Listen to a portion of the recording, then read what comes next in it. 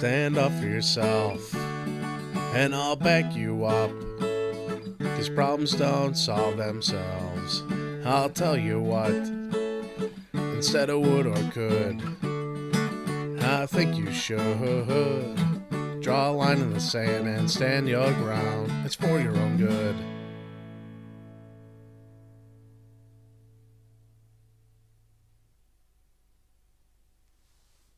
Hello, my name is Roy Poyan. I'm the director and founder of Families Impacted by Opioids, a not-for-profit in Cleveland, Ohio. And I want to welcome you to this next episode of The Voice of Families and Addiction.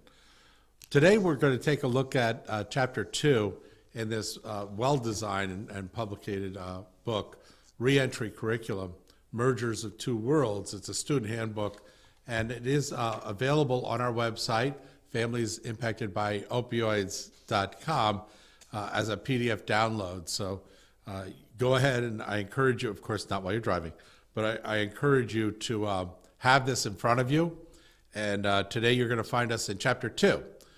In previous episodes, we completed the work of Chapter 1. Just so you know, there's 10 chapters to this student book. And this chapter, we're going to take a look at expectations. And you might sit there and think, well, what does expectations have to do with reentry? I mean, we're just going to go through what we're going to go through and deal with it, as it happens. Hard stop, okay? Come on now, really? I mean, just turn off this episode and throw away this book, because you're just going to go blindly into the future. You've got no real business being in this forum because it's wasting your time. And that's not what we're about, okay? So on a positive note, expectations are important for you to consider before things happen. Because you can prepare for them, you can use your thinking and communication and information gathering with a timeline, with a budget of both time and money. Maybe there's other things that you need to consider. You might have to take a couple steps back and do some research on something in order to kind of develop your expectation of what's going to take place. Well, then you sit there and you say, okay, I'm going to experience drug court. All right. Well, then what do you expect is going to happen? Well, I don't know anything about drug courts, so I don't have any expectations. I imagine I'm going to be a victim, and you're just going to stick it to me. Well, that's one way of looking at it, but that's not really what's going to happen, and your expectations are wrong. So you may actually make it happen that way. But had you maybe learned about drug court, maybe learned about the process, maybe learned about the different roles in the people who are involved on the other side of the table, and what their interests are of you, what their expectations are of you, and then more importantly, really a lot more importantly, what are your expectations of yourself? I have a question for you. If you've been through what you've been through, or you wouldn't be going through reentry, what's your expectations going forward? We've already kind of helped you to define who you are. You've done that work in Chapter 1 in our previous episodes. But now you're more on the ball now, okay? It's kind of like you're ready to start eating, meat and not, formula and milk. And so we're expecting more from you. Did I use that word again? We're expecting more from you. Well, you might sit there and think, well, this is my life. Who the heck are you to have an expectation of me? Trust me.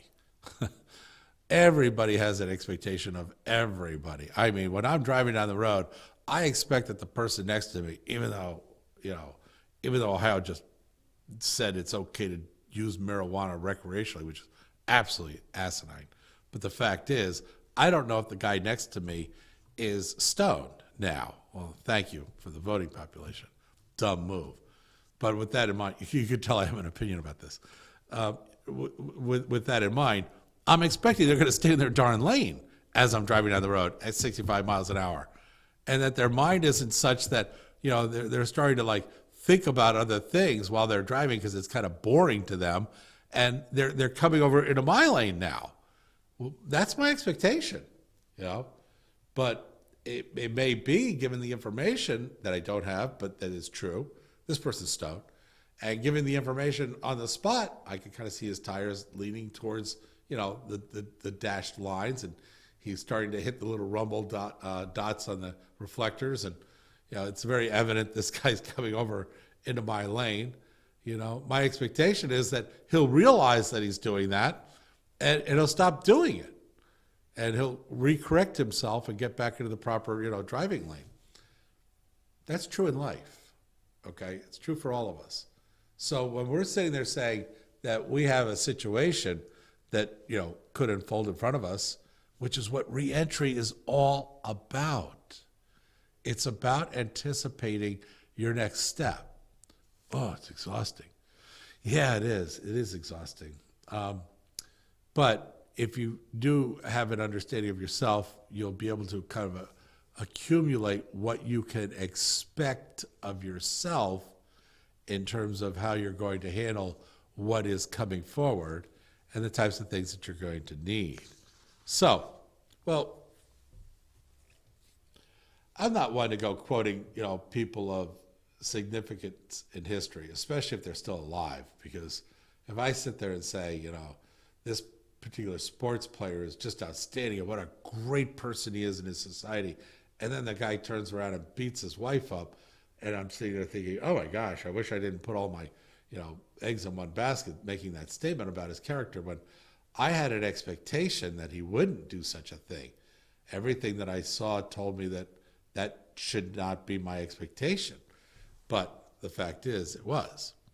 So in this case, this particular document is quoting Bill Gates. I've got a different opinion about Bill Gates, but let's face it, the guy was very successful. He's got a brilliant mind. And he kind of penciled out some thoughts about how he sees life in general, and some of the expectations we should be having based on maybe rules that guide us, how we live our life. So the rules about life have been attributed to Bill Gates. He thinks our feel good. I need to feel good. Well, in reentry, we're not trying to gain a feeling of feeling good. We're trying to get it right, because my gosh, we just got finished getting ourselves beaten up in incarceration for getting things wrong. We'd like to kind of see a couple of marks on our positive side that things can be done correctly. Well, if you're using a rule book that got you into this situation, that put you in incarceration, and you come out, you're using that same rule book, doesn't that seem silly? I mean, that doesn't seem like a good idea at all. So taking a look at the kinds of things that you use to guide your decisions, and what are your expectations, from the way that you act, that might be a really good framework for us. So now, with the old one, we're setting ourselves up for failure. With a new one, that doesn't mean everything's got to change. Your old rules might have been good. You just didn't stick to them. You might have had very good rules, and for whatever circumstance that presented itself, your logic and your reasoning brought you to an area that you didn't pay attention to your rules, and you got yourself into trouble. Okay, so here is a list of rules of life. The rules of life. I don't know. It gets a little hokey when you start saying things that way. But in this page 61, we're going to go through, and there's 11 of them. Rule number 1, life is not fair. Get used to it. It's true. Life isn't fair. Okay, fine. Now your expectation is life is not going to be fair. Now get used to the fact that that's the way it is. The world won't care about your self-esteem. The world will expect you to accomplish something before you feel good about yourself. Well, now wait a second. Maybe some of these rules do make sense. So the world won't care about my self-esteem. Now wait a second. I went through prison. I went through rehab. I went through a medical condition that caused me, to now have to be re-entering back into the world. I deserve this, or my self-esteem was taken away from me. My confidence is depleted. Okay, we don't care. The world will expect you to accomplish something before you feel good about it.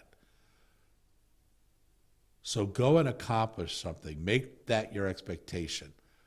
Then we'll talk about your self-esteem and whether you feel good about it or not. But you don't have something to feel good about if you didn't accomplish much, you know? So with that in mind, rule number 3, you will not make $40,000 a year right out of school. You won't be the vice president with a car phone, okay, and all kinds of accoutrements. That's not going to happen. You're not going to go from reentry to, the president of a major corporation. Get over yourself. Set realistic expectations. There's that word again. Yeah, but we were talking about rules. Yeah, well, we were on rule number 3, and so get your expectations in line with what's real, and you'll do much better. That doesn't mean you'll never be the president of a major corporation.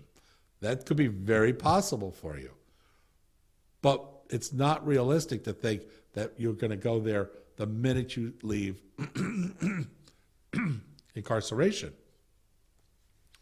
So, rule number 4, if you think your teacher is tough, wait till you get a boss. He doesn't have tenure. Well, what does that mean? I mean, it seems kind of silly. Well, in somebody who's in kind of a protected environment, they've got a job, everything's going well, you walk up to the counter and you submit them this form, and they act a certain way to you, and you sit there and think, wow, what a jerk. What was your expectation? What do you mean, what a jerk? They are who they are, and you thinking that you feeling this way is going to change anything is a huge waste of your time. You're going to run into a lot of people, especially if it was incarceration, that are not going to embrace you. It doesn't mean that you're a bad person. By any means does it mean that. It probably means that they're in a very good situation, and they're looking at you wondering, what are your expectations of them? And, what are your expectations of yourself? And what are your expectations of this transaction? Flipping burgers is not beneath your dignity. Your grandparents had a different word for burger flipping. They called it opportunity. They called it opportunity. At one point in my life, I had a very good thing going on, and then because of a health situation, it was all taken away from me. And I had to start all over again in terms of my expectations, because I knew I could not get to where I was before right off the bat. It was going to take time. It was going to take relearning. It was going to take changes in who I was, not my core, not my beliefs and my values, but who I saw myself to be. I had to change that. Now, here's the interesting aspect. I didn't have to change who I was. I just had to change my expectations. And in that doing, make it more real to where I was at the moment, not where I thought I should be. You'll more than likely have to do the same. If you mess up, it's not society's fault, okay? So don't whine about your mistakes. Learn from them. Why did it mess up? What were the circumstances? You can use the 3D coping skills from the Family Solution Finder Learning Series found on our website. So you can determine a solution by breaking the issue down. You can develop a decision. You can design a plan of action. Use those 3 coping skills on situations such as this, and you'll more than likely not find yourself blaming others for things that happen to you. Do you want to come together and truly understand what it takes to be more effective and what it takes to be in order to move yourself forward? Because it is about not being a victim. If you go through life blaming society for the things that have happened, oh, the system made me do it. No, you shouldn't have been in the system to begin with. Okay, so let's back it up some. But the fact is, you did. Okay, does that define who you are going forward? No. Is it a part of you going forward? Yes. To what degree is it a part of you going forward? That's up to you. okay? But before this, whatever it was that happened, put you into the system was not a part of you. So that problem that you feel, well, I would have had this problem had it not been for society, it just isn't going to help you going forward. Rule number 7. Before you were born, your parents weren't as boring as they are now. They got away from paying your bills, cleaning your clothes, listening to you talk about how cool you are. So before you save the rainforest and the parasites of your parents' generation, try delousing the closet of your own room. What the heck does that mean? Well, in rule number 7, basically what we're saying is you've been dealt your hand. The cards that you have in it, in that group of 7 cards, let's say, are yours. Play the hand you're dealt.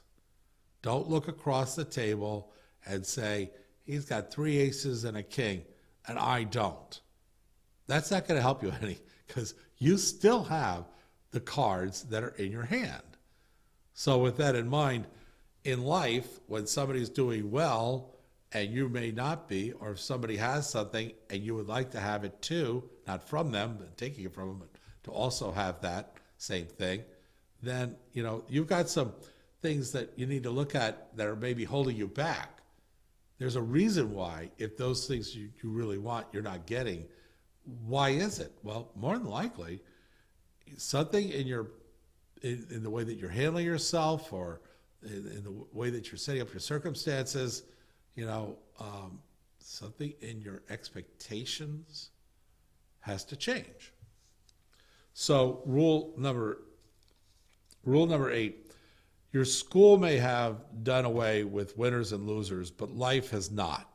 In other words, as we go through life, certain ways winners or losers are kind of like paired out. It's because of what we do to ourselves. In some schools, they have abolished failing grades. They'll give you as many times as you want to get the answer right. This doesn't bear the slightest resemblance to anything in real life. The fact of the matter is, life doesn't always give you a retake. Life doesn't always give you a redo, okay? You can't sit there and say, well, I shouldn't experience any consequences. It doesn't work that way. You move forward, and you have to play in the world that you're moving forward into, from the world that you are in now, currently. That's just the way life is. There's no guarantees, there's no paybacks or retributions. The fact of the matter is, you are here where you are going forward the way you're choosing to go forward, circumstances being what they are. So, rule number 9, and this is Bill Gates talking, so it's all kind of like he's talking to college kids, but yeah, it's also applicable to us. Life is not divided into semesters. You don't get summer semester off, and very few employers are interested in helping you find yourself. Do that on your own time. But do it. But do it on your own time. In other words, when you show up to work, all of you, okay? If it's flipping burgers, then you be the best damn burger flipper there is in that group, okay? Be the pride of yourself based on your own pride. Have expectations. Don't set your goals up higher than they should be so you can't achieve them. But you should set your goals a little bit higher than where you are today so that tomorrow you then achieve that goal. Now that's your new you. It's your new level. If you have a plan, which is part of expectations, then you can start to assemble the things that will support you in going in that direction. Do you see how having a plan and having expectations is a critical part about moving forward? Reentry is all about moving forward. Reentry after rehab, it's all about moving forward. So where does the families get involved in this? They have expectations too. They have themselves to move forward with too. they didn't necessarily go through what they are now being reentering from, but in a way they did. The family goes through reentry? Yeah, it's true. Oh, well, then hold it. That means that the family probably should have been doing the values and beliefs and needs and, all that we did in chapter 1. Yeah, I'm sorry. I thought you understood that, it's in the title of the darn podcast. It's families and addiction, okay? Oh, it sounded like you were just talking about the individual family member. Yes, okay? So kind of like, I don't believe that I'm reorienting us, but I do want to make sure that we stay in our lane and on our track in terms of growth and learning. These rules apply to you as a family member going through what is considered reentry with a family experiencing the reentry experience that this person is experiencing. Remember, we're a system. I'm going to take you back to the Family Solution Final Learning Series, and number 1 is the family is a system, okay? And if that's the case, then we all have our individual functionalities and potential to contribute. All of these hopefully will, oh yeah, I remember when we talked about that. Boy, I'm really hopeful that that's the case. That means that the material stuck with you. But this is where the material starts to become alive for you. So your degree of functionality and part of contributing to the family system has a lot to do with your individual values, your individual beliefs, your individual needs and wants and desires, my personality, my learning style.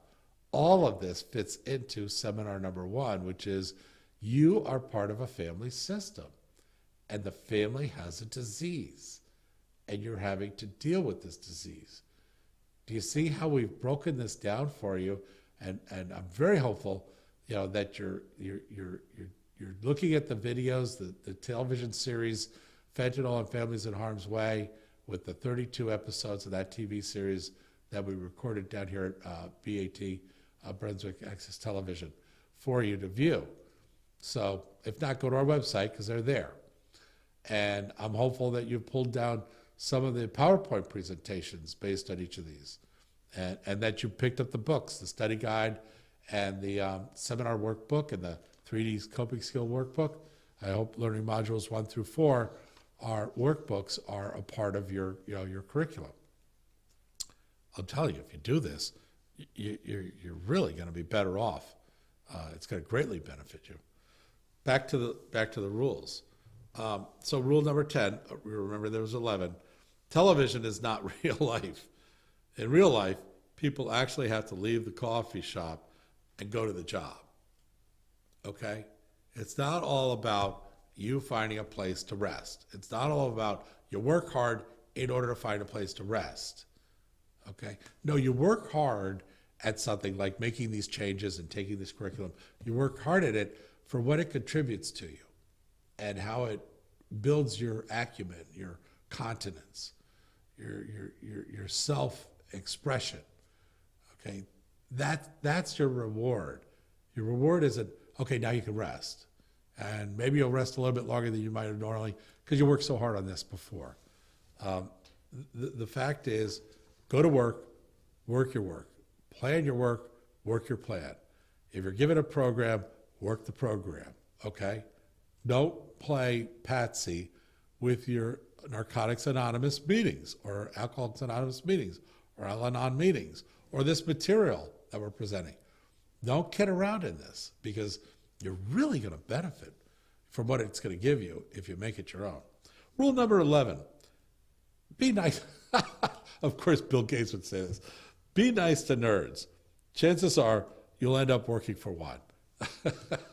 Okay, that's a funny way of putting his world into perspective. But the fact is, be nice to people. Be nice to people if you wanted to take this, expectation and viewpoint as though one day, you may be answering to them or you may need them for something. That's not the reason to be nice. God tells us God says, I loved you. Now take the love that I gave you and go share it with others exactly the way I gave it to you without, any bias, without, any prejudices. I give to you freely my love, says the Lord. Now go share it with others. You live by that. I think you had rule number 11 down. Okay, so we're still on expectations. So often when we look at something, we say, okay, well, consider what it is. And then we say, now consider what it's not, which will help you to more strongly understand considering what it is. So in this case, expect the unexpected in reentry. It's very likely that it's going to happen. Whoa, didn't see that coming. Okay, yeah. Now plan on the fact that you're going to run into something that's unexpected. I was a field artillery captain in the United States Army. I started as a private. And during my time in service, I learned a lot about planning. People's lives depended on it. A lot of people's lives depended on it. And when we talk about field artillery, being accurate was very important. Being timely and being able to communicate clearly. But understanding the rapidness of the battle plan was certainly a part of, a good skilled artillerist. And whether you were a forward observer with the movement element in combat on the front lines, calling in the artillery, or whether you were back with the guns 18 miles back, it all was there, a congruency of good, strong planning. But what we all knew was the minute we crossed what we call the line of departure, meaning, okay, now you've got tanks moving forward, ripping through forests, you've got personnel carriers, you've got the close air forces now showing up, you're lobbing in artillery in front of you as you move forward, and this is all happening around 35 miles an hour, and sometimes faster depending on the terrain, and sometimes slower, and then certainly slower when you're engaged with the enemy. But the fact is, all plans changed. We spent a lot of time allocating and positioning. Okay, you're going to do this, you're going to do that, you're going to right flank. But what we would also do is we would also plan for what we didn't know. And once we left the line of departure, we all had the same plan, okay? Intelligence was feeding us where the enemy was moving from satellites and other types of devices. We had scouts that were out way in front of us, and they were radioing back strengths and weaknesses of the enemy lines. But the fact of the matter was, we all had a plan when we got started on whatever this was. I want you to be in the same position. And I want you also to plan for what you're not expecting. And you might sit there and think, well, how the heck can we do that? Well, play devil's advocate. Okay, I'm going to go down to Broward County and I'm going to register in a certain way with a particular government agency. Good. Do you have everything that you need? Got on the website. Looks like everything that I need is in my little rucksack or whatever I'm carrying, and I've got it all together. Okay, fine. What are you going to do if they ask you for something that you don't have? Oh, well, I don't know. I'll have to find out. No. You need to have a plan for what happens if exactly what you planned for doesn't happen to the best of your degree. They can't plan for everything. But there are a lot of times when it's kind of like, you know what? I should have expected that. I should have seen that coming. Okay, well, why didn't you? Well, because when I was doing my planning, I didn't plan for the unexpected. It never really crossed my mind that I should. I bet it does now, because on page 62, that's exactly what you're expected to be able to do. Okay, now, often we feel in our expectations is, all I need to do is this. If I do this, everything else is going to fall into line. Love, hate, anger, self-pity behind you. Leave it behind you. You've done your time, whatever it was that you're re-entering for, you've already paid into it, and now you need to be fully and energized into the joy of the fact that you do have what you need. No, Roy, I don't. I don't have a job, I don't have money, I don't have a girlfriend, I don't have a boyfriend, I don't have this, I don't have that, I don't have a car. No, I don't. Okay, but you have yourself, right? Well, yeah, I've got that. And we just went through all of your values, beliefs, and everything. So yourself is looking pretty good, right? Yeah. So, what are you going to do in order to enjoy where you are? Wait a second. I thought we were talking about expectations. We are. We are. You'll do better if you include to your expectations you having an expectation of succeeding, not failing. Your expectations can, should, and we would suggest it would benefit you greatly if it include you actually enjoying what it is you're doing. How could I enjoy 3 bus transfers in the middle of the winter? And, well, maybe people watching. You're sitting on the bus. You happen to notice a couple of people. You made it a point to smile and say hello to the bus driver when you got on board. Okay. Yeah. I guess I could do that. It's a lot better than focusing on the fact that that slushy little puddle, almost caused you to slip on the first step of getting on the bus, and gosh, you could have cracked your ribs slipping on the stairs, stepping into the bus, and well, okay, hold on. Is that your expectation? Yeah, I expected that when I showed up, they were going to sit there and say, "Oh my gosh, you used to be in rehab," and then they'd start to judge me and tell me. I'm saying that with a tone like I'm making fun of something. I don't mean to, but the fact is, when you set your expectations up for something like that, it's very possible that that's exactly what's going to transpire, because you expected it to. You actually gave yourself an aura or a persona. You're almost like inviting it to happen. Talk in the way you want to walk. That's a phrase I've heard a lot. I'm Roman Catholic now. I was raised Christian Science, and everybody's like, "Oh my God, got an opinion about that." Well, it's probably an ignorant opinion. You probably don't know much about Christian Science. It's fine. I don't need you to know. But the fact of the matter is, a lot of the bases of Christian Science was just healthy thinking, more or less in line with what God taught us. And that's the science between the health and science. The fact is, if you have an expectation that you're going to do well, if you have included a higher being in your wellness thought, then it's very likely that will be a part of you. So what are you doing to begin life and enjoy it on page 63? Don't allow fear to rule your life. That's easy to do from where you were just, let's face it, your time in prison, that's incredibly fearful. I don't know of many other situations other than, of course, time of war when you're in prison. But, don't let that become a part of your world today. So what fears do you have that you need to overcome? Let's give those fears a label.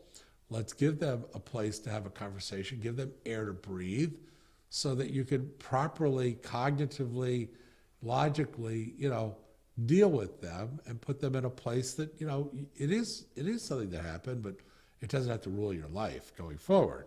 A therapist can really help you in that regard, or a mental health coach. Always treat others as you would want to be treated.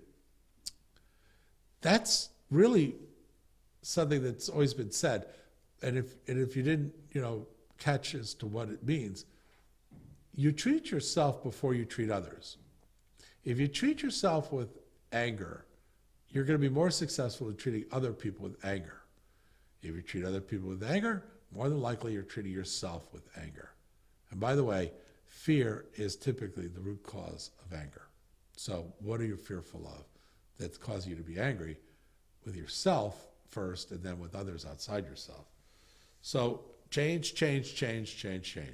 That's number 4. You have changed, and so has the world. Time did not stand still, and it's never going to stand still. It's always going to be moving forward. There's one thing constant about change, and that is change. Nothing really ever stays constant. It might look like it used to look like, and therefore you think it's constant. It's typically not. It's changed in itself, maybe not in such obvious ways. Number 5, and I'm on page 64, expect rejection. I got to tell you, for me personally, rejection's a tough one. Maybe from childhood, definitely from childhood, but The fact is, but I'm aware of that now. I was doing something for this group, and I had just performed incredibly well. I contributed a lot to them. And the person walked in and said, I've been told by a board of directors that we need to disassociate from you. And I thought, oh, you gotta be kidding me. I have no idea where that was coming from. It was obviously political. These were, kind of a strange group of people anyhow. I could like put a whole kind of like thought patterns to protect myself surrounding that. But the fact of the matter is, the one thing that I didn't see coming when I was contributing so much was rejection. That thought never crossed my mind. Well, maybe kind of did, because when you're trying real hard and you're doing really good for yourself, somebody's going to tilt your wagon. And the question is, did the wheel come off? Well, in this case, it didn't. It just wobbled a little. It wobbled a little, but it got straightened out as I moved forward and quickly. But the fact is, you should be expecting rejection when you're dealing with reentry. And if you're assigned to a halfway house or a sober living pre-release center, you're not out of the woods yet. Okay, you're still in the repair mode. People have expectations of you that could be punitive if you don't follow to the rules. So although we want to have an expectation that, in reentry, we're our own man now, we're our own woman, you're more than likely not.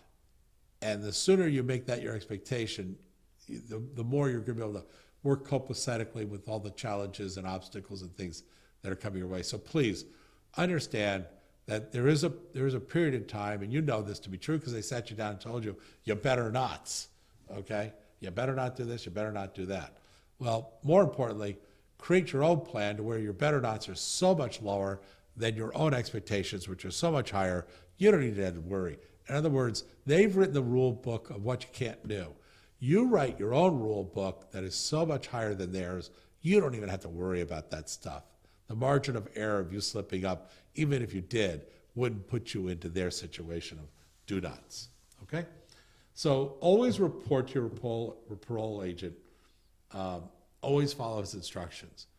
I'm going to say that that's definitely true for reentry from incarceration. I'm going to say that's definitely true for if it's not related to, but if you're in reentry from a, like you're in an aftercare program from a rehab center. Always report back into your peer-to-peer person. Always report back into your NA, AA meetings. Always report back into your family to let them know what's going on with you so that they can help you if they see things coming your way. They may see flags.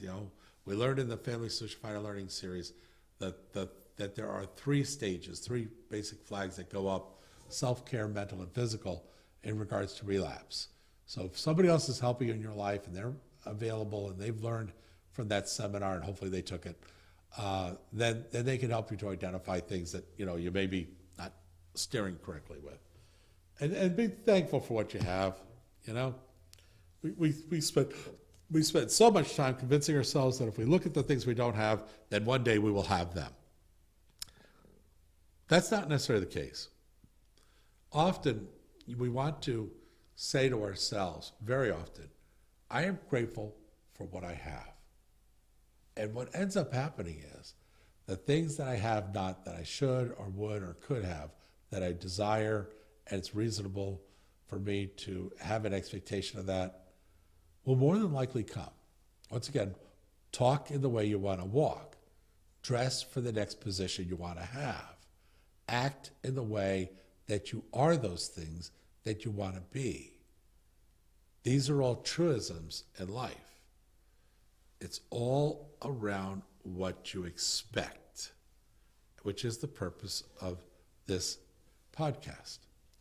So, in terms of expecting, expect to be unsteady, confused, and anxious. Just expect it. Expect to share your feelings and thoughts. Communicate. Expect that of yourself. Expect to always hear patience is a virtue. Oh gosh, you're going to hear that too. You got to have patience as a virtue to listen to patience of a virtue being mentioned so many times. But it's true. Expect to build new relationships. Have an expectation. You're going to meet new people along this journey and new friends. Okay. By the way, you are the company you keep. So choose your friends wisely because they'll often help to contribute to where you're going and what you are in that moment. Keep it simple for the first couple of months. Don't create a master plan and I'm going to pick up these amount of things right away. Keep it simple at first and measure your growth on a daily basis. Not on a I'm going to measure how I'm doing every month. Now, one day at a time is a good way to go into it. And when you run into problems you can't solve, don't be afraid to reach out and ask people for help. It's critical that you do that. Our whole society, we know what you're going to go through. It's not a mystery to us at all. Sorry, you're not so complicated as you might think. The fact is, we know it so well. We've created services and agencies that are there to work with you. We can put you in a circle and handle everything that you're going through by supporting you if we put you in that circle. That's how much we know about who you are and where you're going. So because there isn't such a circle, you're going to have to go out and find these entities based on your needs. So do feel that it is part of your expectation that you will reach out when you need something. Be open to advice. Be open to being led. Be open to being supervised. Right now is a critical time. You're building your building blocks. You will learn from those that help you. And one day, you may be the person helping somebody else, and you'll remember how they helped you because your eyes were open and you were receptive to them helping you. Now you've built your own skill set to help somebody else that might be in a similar situation. I'm not saying you have to do that, but often we do find ourselves doing that. And try not to play catch up. Okay, we'll do a series of Stephen Covey's First Things First and 7 Habits of Highly Effective People. But for right now, just remember, you want to live in a world that isn't always responding. It's better if you can live in a world that does preparation for what's likely to happen next so that you're prepared. And you spend a little time in preparation and instead of the chaotic, they use the term chasing your tail because you run in circles. No matter how hard it gets, you're still free and you're not behind the walls and the wires. So life is better. No matter how hard it gets, it could be a lot worse. So when we start to look at release and your parole, you need to get all the documentation in front of you. I would put it in a binder, and understand what is the parole officer's expectations, what is the House recommendations, and what are their expectations. Know what people's expectations are of you. If you're involved in their organization, these are their rules. It's called the golden rule. The person with the gold writes the rules. Okay, so if they own the house, then they get to write the rules of how you will participate in the house. If you're on parole, they get to write the rules of how you will conduct yourself, and you need to just reorient your expectations towards their expectations. And what I would suggest is you set your bar higher than theirs, so you never have to worry about what it is that they're concerned about. And in fact, they could look at you and say, wow, he's like what we might call a cut above. He actually does things before they're actually required of him. He's actually thought this through. He stayed up a little bit later. He wrote out everything on this binder and this notebook, this spiral notebook, and he came in and he actually read it to me, and I was pretty impressed. The only reason that happened was you set your expectations higher than theirs. Don't have to go a lot higher. You just don't want to go, I have the same expectations of myself that they have. That's not a good idea, because if you slip up just once, it means you're not meeting their expectations, and that can be a problem. So set your expectations higher than theirs, not much higher, but certainly higher, that if you make a slip, you can catch yourself and still be higher than theirs. I want to thank you very much for taking the time in considering as part of your reentry development and all the curriculum that we're providing here from this workbook.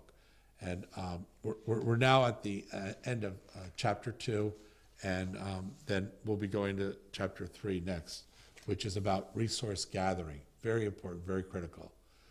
And here at Families Impacted by Opioids, we have all the learning. The family should be taking this course as well as the individual. There's a lot for both to learn. And it's gonna help you to reunite yourselves with your family and regain their trust and support, because they will see the work that you're doing and they can help in a lot of ways to make a successful environment happen for you. God bless you. And thank you for listening to this episode of The Voice of Families and Addiction. My name is Roy Poyan, and if you need to, give me a call, 440-385-7605. We pick up every time you call.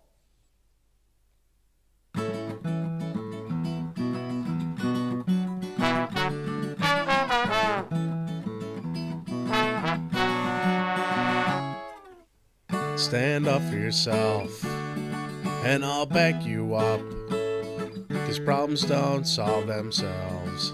I'll tell you what, instead of would or could, I think you should draw a line in the sand and stand your ground. It's for your own good.